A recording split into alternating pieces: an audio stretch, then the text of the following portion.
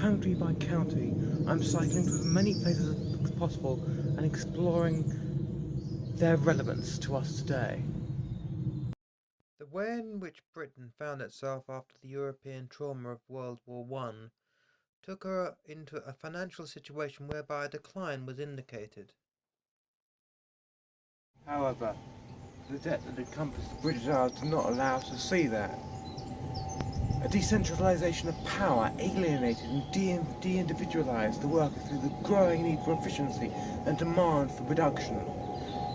In 1933, depersonalisation was rife, and commercialism was king. New industries were conceived. A young man from South Africa was one of the first to take advantage of social fragmentation, perhaps one of the first to turn Britain into a country of consumers rather than producers. A tertiary leisure industry in the form of a golf club.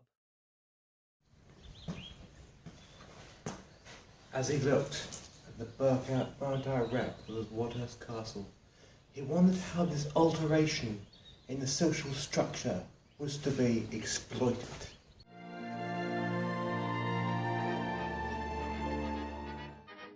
Maplehurst was the initial site for the castle and was owned in the 14th century by the Sheldon family, who were feudal farm workers. It wasn't until 1888 that it was sold to the Countsbury Town Testament Company. James Lewis West expanded the basic settlement and decided he would demolish the old farmhouse and create a crenellated stone castle with 4 turrets at each corner.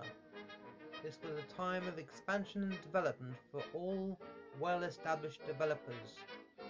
As stated before, embellished gardens were celebrated order of the day and sunken structures well spoken of. Henry Talbot wrote a book on the subject of the local history of Wadhurst and Maplehurst after he had finished in Oxford, called The Red Book of Wadhurst. Unfortunately, the early 20s was a time of frivolity and the breaking of the structural social mould. As a consequence of this, in 1926, Henry exchanged his house for a place in France. The continent was very much in vogue at the time. The castle had not only had its name altered to Wadhurst Castle, but it had a redesign by Edward Buckton Lamb. He also established a set of gatehouses at the front. Lamb also had his drawings for improvements, published in various architectural magazines of the day. But it was in 1844 that the castle was purchased by an Edward Watson-Smyth, who made the castle bigger at its north end. A new belt of trees and drive was laid out between Durgates and the castle, and also from the castle to the adjoining Windmill Farm. Opulence of the rising fragmented class structure indeed, and only a taster of the curse of Fordism to come. A new pond was added, as well as more driveway to the west. By 1918, automation had increased it, but it had not increased to such an extent that man could be replaced reliably by machines, and so the first instance of the reserved army of labour came into effect, and using women to fill the industrial centres of the country. When the male population returned from Cuba to France, there occurred bigger problems of vertical fragmentation, when there were not enough jobs for both genders. Wadhurst Castle, in effect, had become a battleground for its own expansion. It was, of course, in 1933 that the estate was purchased by Alfred Charles Matthews and turned into a golf course.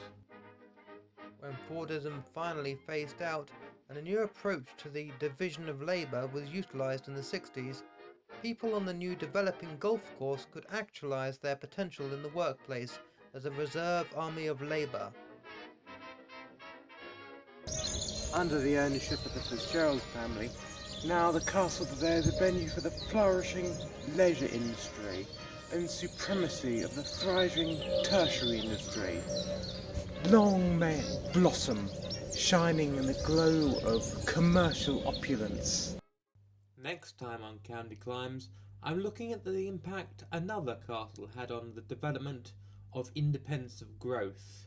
In particular, how Tunbridge Castle established itself in the light of Norman expansion and what impression it made on the establishment of the British Constitution itself.